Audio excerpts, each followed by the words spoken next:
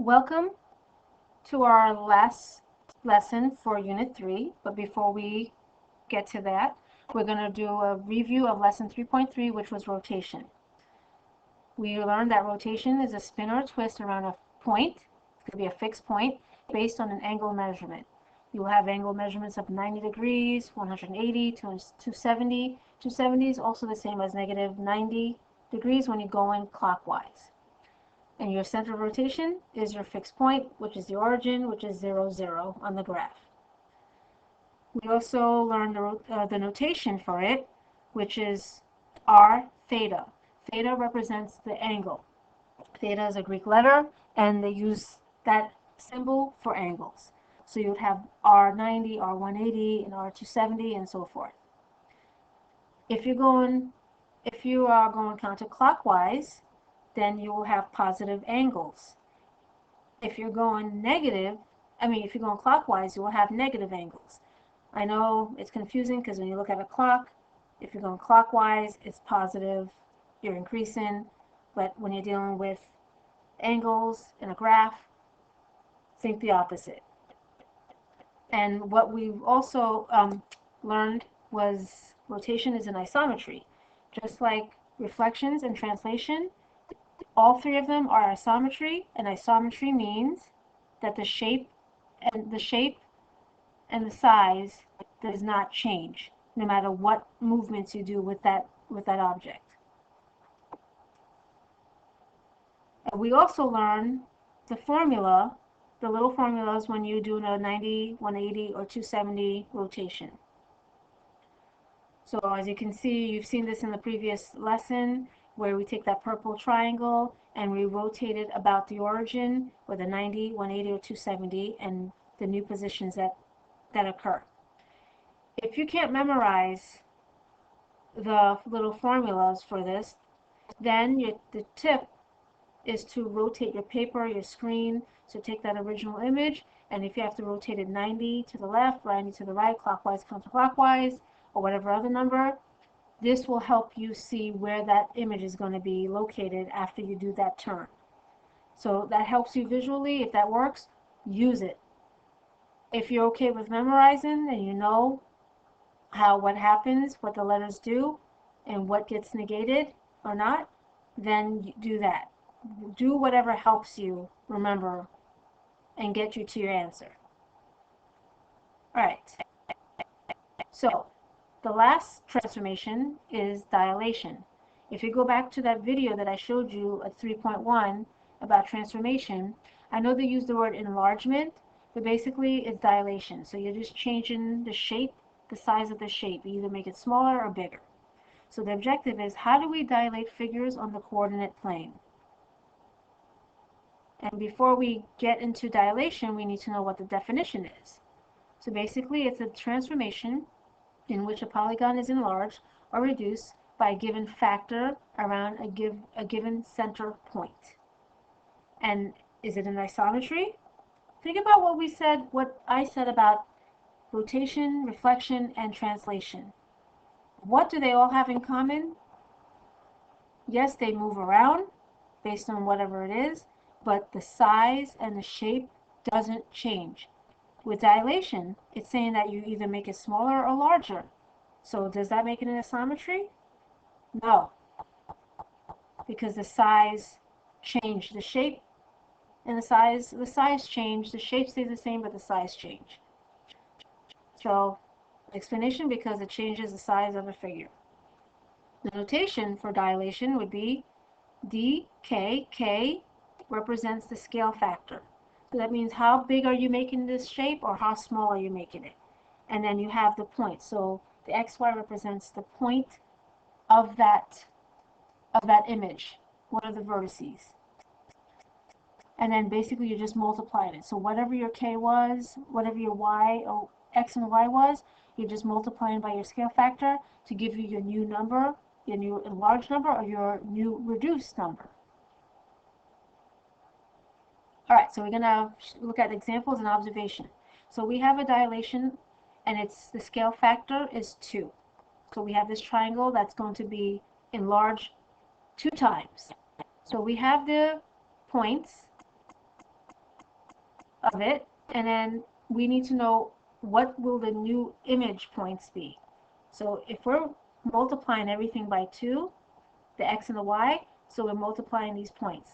So if you multiply 2, we're going to get 0, and then this will be 8. It's going to be A prime. Remember, if you have a pre-image, you have the original. The new image will have the prime, double prime, stuff like that.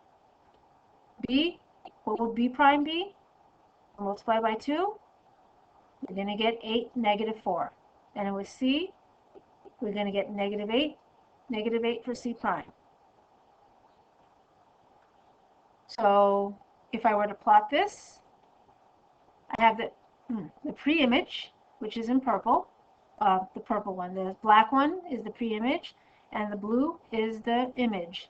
Notice what happened. This triangle was expanded by 2, enlarged by twice. It's twice the size of the regular one. So the observation of the image when k, that's your scale factor, is greater than 1, which is, it was 2, dilation image is larger than the pre-image, as you can see. So when you dilate an image that is greater than 1, it's going to be bigger than the original. Let's look at half. Let's think. If we did 2, it was bigger than 2, but now this is less than, it's between 0 and then it's less than 1. What's going to happen to that image? It's going to get smaller than the pre-image. It's going to be smaller than the original. So then again, we take this half, we're multiplying it. Oh, let me go back to select. Let me actually undo that and then select. So we're going to have A prime will be 2, 0, 2, because basically we're doing for half of 4. Half of 4 and half of negative 2, we're going to have 2, negative 1 for B prime, and for C, it will be negative 2 for C prime. So now when we plot it, notice what happens to the image. It becomes smaller than what the pre-image was. So like we observed, dilation image is smaller than the pre-image. So if it's between 0 and 1, your image will be smaller. Now let's say that it's a negative number. We're doing the same thing. We're multiplying that negative number, that factor, scale factor, for each coordinate point. So for A prime, we're going to have 0, negative 8. For B prime, negative 8, 4. And for C prime, we're going to have 8, 8. So when we plot that, this is our pre-image, the black one, and look what happened to the image. So what is your observation of the image when k is negative, your scale factor? If you guess that it gets bigger and it flips, it like turns upside down, then you're right. But instead of using turn upside down or flip, you rotate it 180 degrees. That would be the correct terminology. So the image did get bigger and it rotated 180 degrees. So imagine point A is over here. What did it do? It did a 180. Point A prime is right here. So when you have a negative scale factor, the dilation will get bigger. The image will get bigger and it will rotate by 180 degrees. So just to remember, if your k scale factor is bigger than 1, it will be bigger than the image will be bigger than the pre-image. So let me just go back to show it. If you have it less between 0 and 1, your image will become smaller. And if it's negative, your image will be bigger and it will do a 180. It will rotate 180. All right. We talked about scale factor, which was k. So when you're using side lengths, basically when you're comparing, you would have it as the image length over the pre-image length. So image to pre-image to find your scale factor. If you're using coordinates, then it'll be the image point over the pre-image point. So the length, if they gave you a number, let's say 7 over, the image, one of the length of the sides is 7, and the pre-image is 14, it'll be 7 over 14, you'll find your scale factor. You will reduce it. If it's a point, you would have parentheses like 0, 5, and then compare it to 4, 5, or something like that. All right, so we're going to use an example using do an example using the scale factor. So it says determine the scale factor of the dilation. So we have this and that. So again, now you need to know which is the image, which is the pre-image. If we have just the original letters, ABC, we know that that's the pre-image. If you have primes, double primes, triple primes, you know that's going to be the image. That's the new picture that we're going to get based on whatever dilation or transformation that we do. So they already plotted the points. They already labeled the points.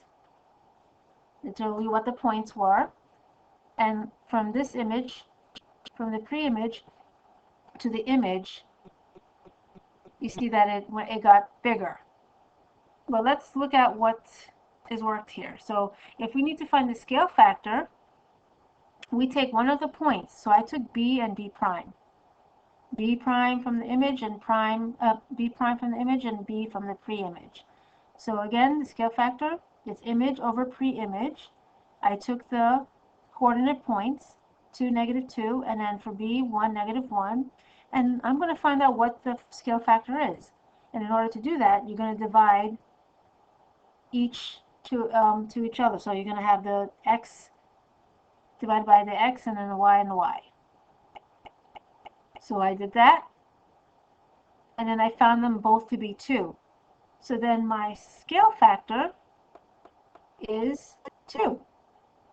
So to get from the pre-image to the image, I dilated that image, the pre-image, twice. Its scale factor is 2. So that's how you do it if you have coordinate points. Image over pre-image, image over pre-image. And in summary, after a dilation, the image and pre-image are similar. They're not equivalent, they're similar. Again, similar is different from equal, or the congruent.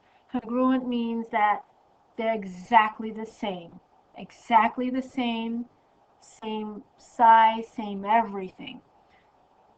Just like with translation, rotation, and reflection, the images are congruent. They've moved position, but they're still congruent.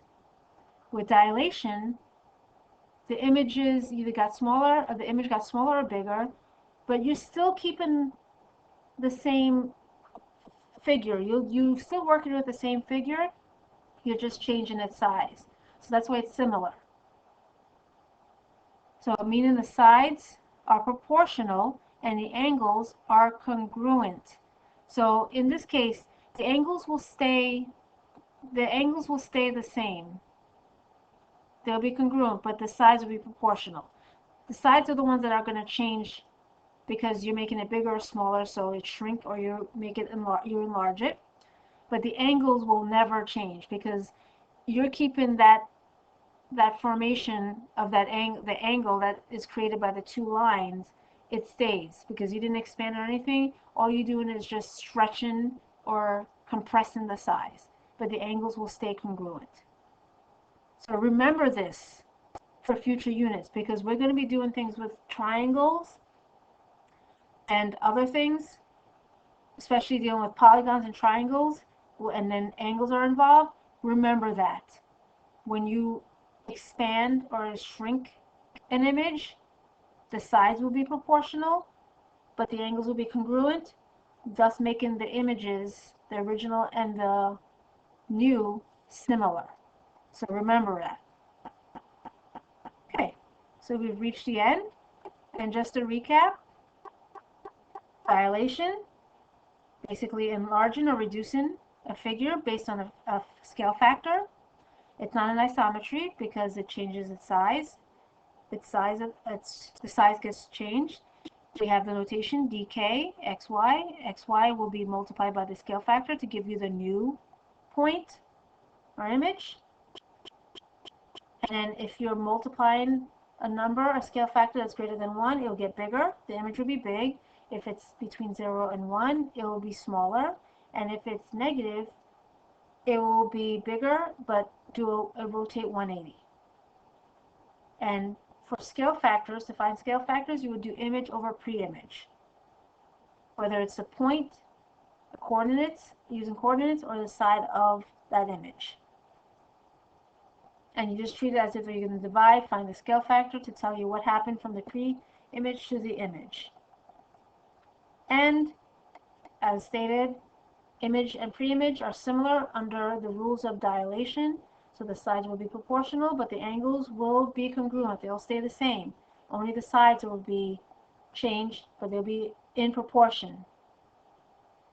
Alright, so this ends our lesson. It was a short one. And have a good day.